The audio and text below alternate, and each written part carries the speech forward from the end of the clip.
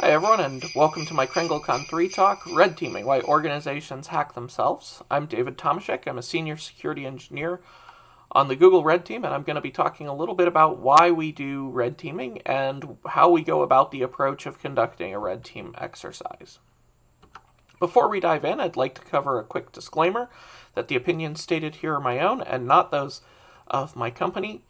The scenario described is entirely hypothetical and does not reflect any real-world events. A little obligatory about me. As I said before, I'm a senior security engineer at Google. I'm a tech lead on the offensive security team. I'm also a security researcher and a CTF player.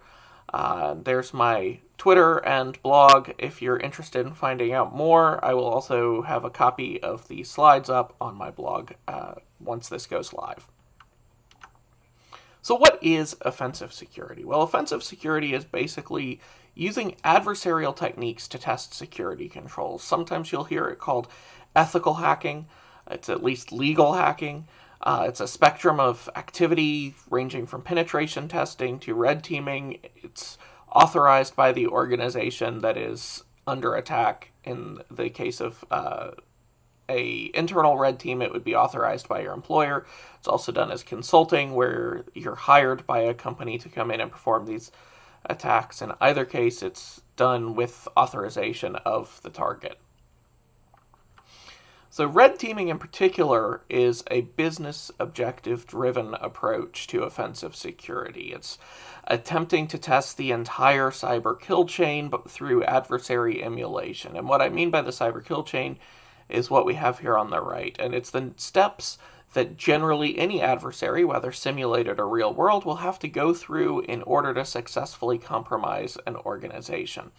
And it starts with reconnaissance and goes all the way until they have action on their target, right? Which is actually conducting whatever it is you were trying to do, whether it's stealing some data or modifying some data or performing some other business relevant action within the target organization. And we'll go through each of these steps using an example of how we go about conducting a red team exercise. There's a reason why we conduct red teaming. It's mostly done to do what we call challenging assumptions, which is where you think that you have adequate security, or you think that you have security controls in place, but it's to try to identify those gaps between how they were designed and how they are implemented, right? Discover maybe misconfigurations or unexpected approaches to bypass security controls. You might find exposed backends that no one knew about or something like that that allows you to completely bypass the security controls. It's also important in that it allows you to test your detection and response capabilities as an organization. So your red team or your red teaming partner is the only adversary you'll be able to compare notes with. When you get breached by a real adversary, there's no way to know what you missed, whereas when conducting a red team, you can go back and compare notes between the red and blue teams to discover were there any hosts that the blue team missed you taking action on. Was there any, things that should have been signaled that weren't signaled in the case of the exercise? So these are all these blind spots that you can find by comparing notes and finding out what additional signals need to be added, what different actions should be taken on those signals, how does the cleanup work, did the blue team send signals to the adversary when they were caught? So there's a variety of different lessons that can come out of conducting an offensive security exercise. So how do we go about running one of these exercises? Well, I said we'd go through the various phases, and the first thing we have to do is we have to figure out who our actor and our objective are, right? Like, what is it that someone is trying to do, and who is it that is trying to do that? So you might have a cybercrime group stealing credit card data, a business competitor stealing intellectual property, a nation-state accessing the email of dissidents, hacktivists defacing a popular page, or even the evil Grinch stealing Christmas lists. In any of these, we have an actor that is trying to perform an objective that is relevant to your organization, right? Any of those objectives are things that are going to reputationally, financially, physically harm your organization. So we have this fictional organization we'll be doing some red teaming for called Sprockets. And our simulated adversary will be Cogswell's Cogs. They're well-resourced, but they're not at the level of an intelligence agency. They have access to commercial tools. They would have access to research and would have professionals working on this, but would not have access to a variety of ODE in browsers or in operating systems. They're very interested in not being caught because our adversary would be committing a crime, so we are wanting to keep a very low profile as we go through the exercise. And their objective is to steal intellectual property. In this particular case, they are interested in stealing the new Series 2021 Sprocket, as well as a list of top customers, so then maybe they could make something similar to the 2021 Sprocket and sell it to our top customers. Before we actually start engaging, though, we need to write the rules of engagement, which define what we can and can't do. In other words, it limits the team's action. We need to identify a scope, which is the hosts and networks that can be targeted. We need to determine whether or not we have limits on social engineering, whether physical attacks are allowed or not, and we need to ensure that we're respecting our users, whether that's customers or users internal to the organization. They do have a right to privacy, and we need to conduct our exercise in a way that protects their right to privacy.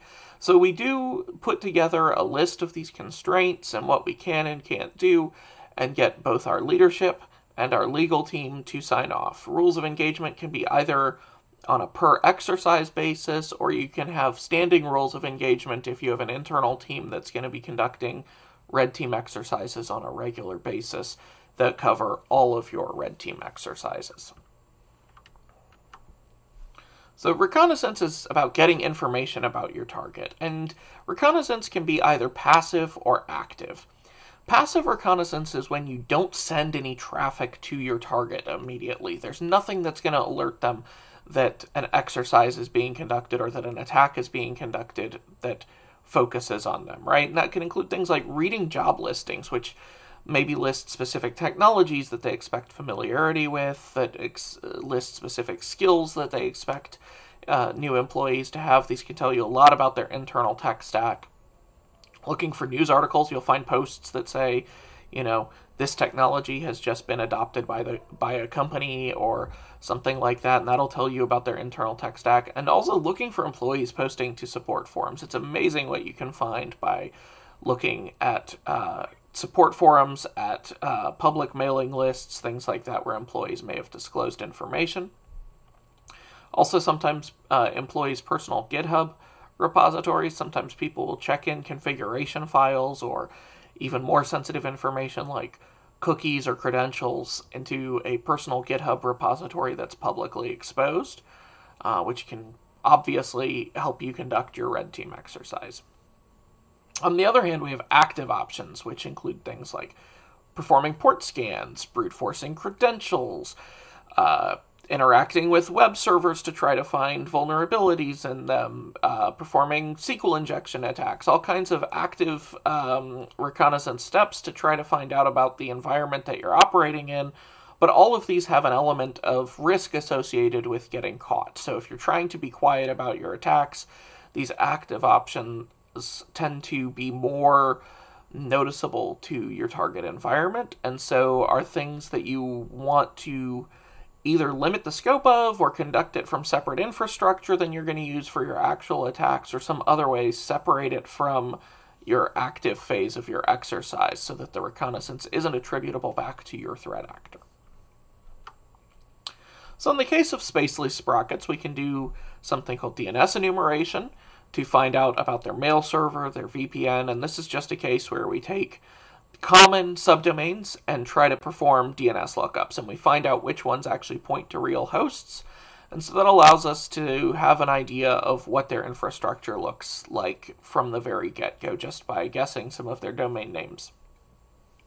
Additionally, by looking at support mailing lists and other information, we can find out that they're running their support portal on support force 14.1, and that they're getting a particular error when they're trying to run it. Now, the error itself isn't that interesting to us, but what is interesting is that in the error message they've quoted, they tell us the host name where it's running, and give us more information about where our target is, right? So if we know that there's some vulnerabilities in support force 14.1, for example, then we could target this particular server with those vulnerabilities.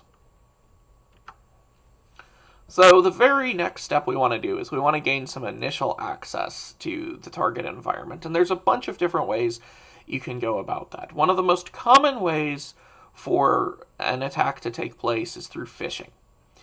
It can be for phishing for a username and password, or phishing with maybe a malicious attachment, but some form of phishing is very commonly used in breaching organizations. And this is why, for example, two-factor can be a very important step in a security boundary, because it makes phishing for the username and password a more difficult task for an attacker. Can also potentially compromise an internet-facing server. Like I mentioned, if we knew of a vulnerability in their support portal, perhaps we could use that as an initial foothold.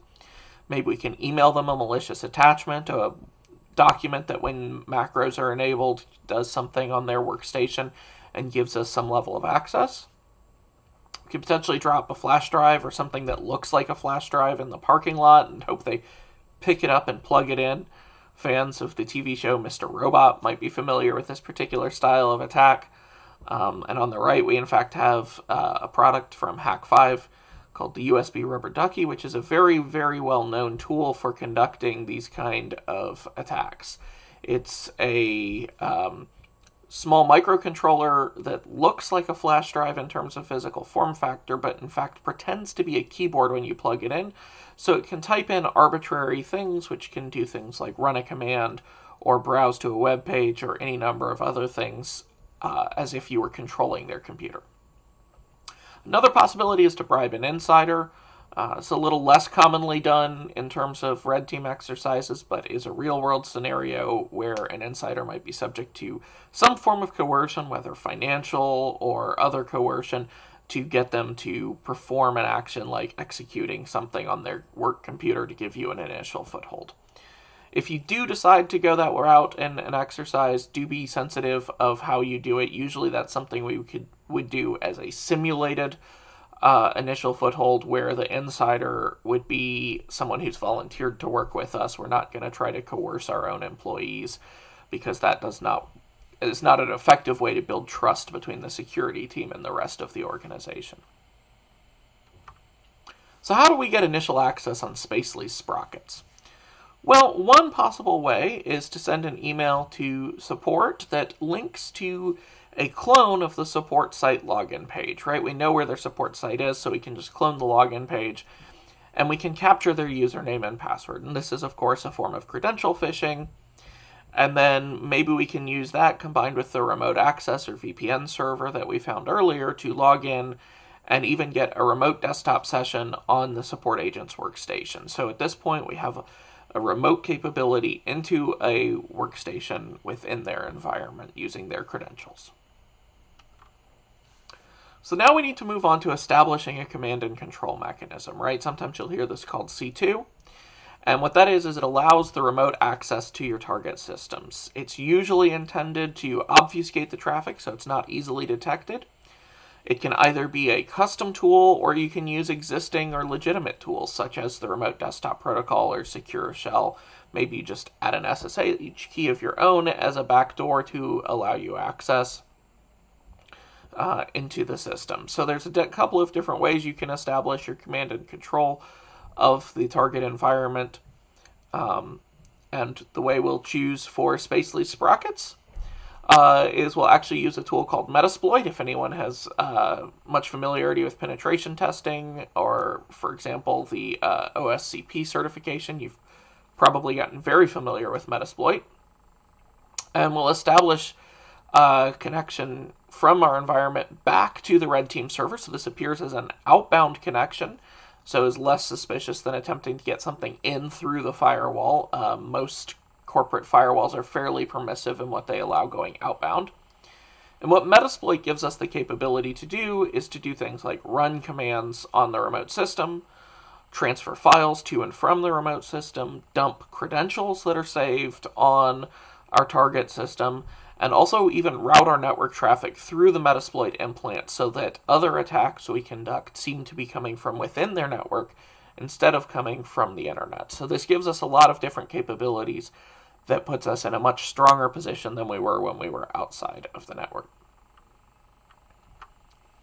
The next thing we need to do is we need to do movement within the network. You may also hear this described as lateral movement.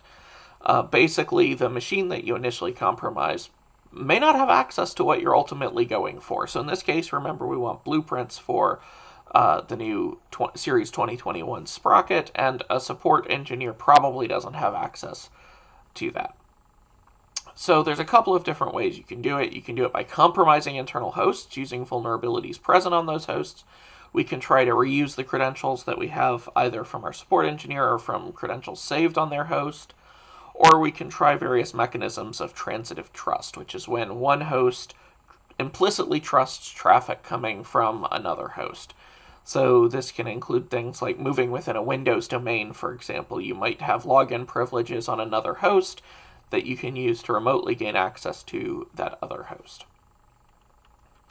In the particular case of Sprockets, what we're going to do is use access to a support the support rep's workstation, which doesn't have the access to the data we want, but we will upload Metasploit again to the file server and ask the internal IT staff to help with an issue. What this will do is potentially get them to execute that tool for us, and we can gain a session running as their internal help desk. And once we have that, we can use the help desk privileges to create a new account and grant ourselves access to all the servers within their domain. So by compromising the support rep, we've then used them to compromise IT staff, which we're then using to give ourselves more privileges and allow ourselves to move across their entire organization. Finally, we're moving on to action on objectives, and that's when we actually want to do our final task that we're trying to do in order to consider our exercise a success. Very often, that's about accessing or modifying data or systems. So exfiltrating sensitive data, modifying records, knocking systems offline, adding long-term access. Any number of these can be your final objective. Most of the time that I have been engaged in red teaming, it's exfiltrating some sort of sensitive data, whether it's data about users, data about corporate records, whatever it may be, but there's this data that's held and is of interest to the adversary.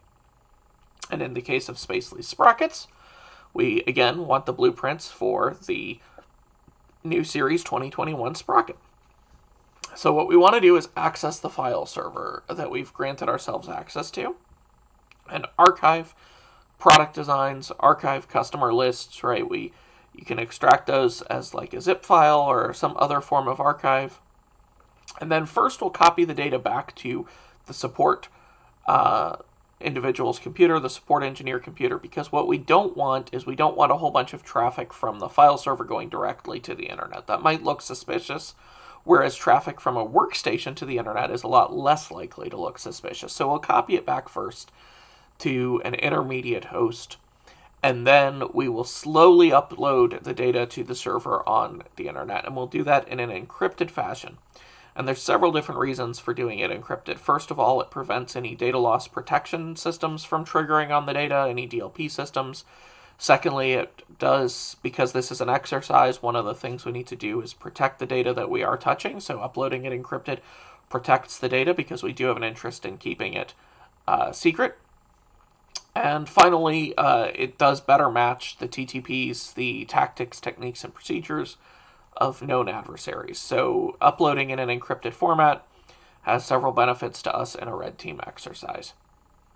We also will conduct the upload slowly because we want to reduce the likelihood that any sort of network level detections take note of a sudden spike in outbound traffic from this host. So trickling it slowly, though it may feel difficult waiting for that time for it to finish, is actually something that would make it more likely that you're successful in your exercise. So once you've completed an exercise, all you've done at that point is found some issues. You haven't actually improved the security posture of your organization. And at the end of the day, as a security professional, it's my job to improve the security posture of the organization that I'm working in. And so that's where impact comes in, right? We need to do something with our findings where we actually get the security posture to a higher level, where we're able to make our organization more secure and better able to withstand attacks like the one we've simulated. And so one of the first steps in our process here is actually reporting on the exercise that we've just conducted. And quite frankly, communication skills are one of the most underrated security skills. At the end of the day, your reports are going to be read by a wide audience that will include other security professionals, IT staff, software developers, physical security potentially, your leadership, that is VPs and CISOs and everything like that. And even lawyers are going to be interested in this sort of thing because they need to know what kind of liabilities might have existed. If there was a data breach, it can help them to inform future exercises and the rules of engagement there. So there's a wide spectrum of roles that will be involved in reading your report. So you need to write something that is clear, that is digestible, that doesn't assume underlying security knowledge. So basically, figuring out how to communicate with all of these other different groups in a written report is actually a critical skill for red team operators. You also need to produce actionable results. You can't just say, oh, it's all broken, and leave it there. You need to be able to suggest fixes that make the situation better. If you just say that the situation is broken and full of flaws, then that's not going to get into a great position. You don't necessarily have to describe the implementation of all of the fixes, but you should describe what the ideal state is. So I've got some examples in the Sprockets case in a moment, because I know this is a little bit of a nebulous point here. You can also advise on hardening measures, right? Like some things may not be possible to completely prevent, but you can make it more difficult for an adversary to do it. Anything that increases the cost to the adversary makes that a less likely attack path. You can also start to suggest things that improve detection. While prevention is better than detection, our detection and response teams are a critical part of our security posture, and so coming up with new things that they can detect, such as exfiltration of large quantities of data, would be something that you can make recommendations to. So what recommendations might we have from Sprockets? Well, for one, I would strongly suggest that they use two-factor authentication, particularly if they use physical security tokens like Ubiquitous security keys or any other universal two-factor format security token. Would make it a lot harder to phish them. You wouldn't be able to just get a username and password and get directly into their system. You'd need to come up with another approach to gain that initial access. So that would have made the perimeter much harder to breach. Also, scanning the file server for malware in the case of Sprockets, right? Metasploit is something that will commonly be flagged as malware, even though it also has legitimate uses, such as in a red team. So scanning the file server and finding those instances would be useful whenever someone uploads a new file. Detecting large file copies to workstations, right? We exfiltrated all the data through the workstation. If it's not normal for a support rep's workstation to be pulling gigabytes and gigabytes of data from the file server all at once, then that's something that's an anomaly that is worth looking at. It's not always going to be malicious, but that's why you have incident responders. That's why you have a security operations center to take a look at these things and determine, is it malicious or is it in fact a benign event. And finally, the fact that compromising one support tech was adequate to create a new account, suggesting that it takes two people to actually create new accounts, means that you've raised the bar significantly for an attacker. Yes, an attacker could still just compromise two support techs, but it gives you longer time to detect the attack. It gives you a higher likelihood of detection when you have to compromise the two individuals instead of just one. So requiring two techs to create new accounts has a small cost to the business in terms of time for new account creation, but it also has big benefits in preventing the creation of rogue accounts within the organization. So that's all we've really got time for. I do want to suggest some resources here. This is my Twitter, my blog. I've got the slides that I've used for this, actually from a previous incarnation of this talk, and notes up here, and a reading list for those who are interested in getting into the red teaming space, as well as a great book that is about the practice of red teaming, not super technical, but is about why red teaming exists, the history, and how it is used today by organizations. And I think it's a wonderful resource as well. I want to thank Sans and the Holiday Hack Challenge for letting me speak for a little bit and bring this presentation to you. I encourage everyone to play Holiday Hack Challenge. If you don't know, it is hosted on Google Cloud Platform, so I could highly recommend checking it out and giving it a try. The challenges are always fantastic and a lot of fun. And finally, thanks to all of you who have attended this talk, and I hope that you found something about it useful, informative, entertaining, and please, reach out to me via Twitter or other means to provide any feedback that you might have. And thank you very much. Ho, ho, ho, ho.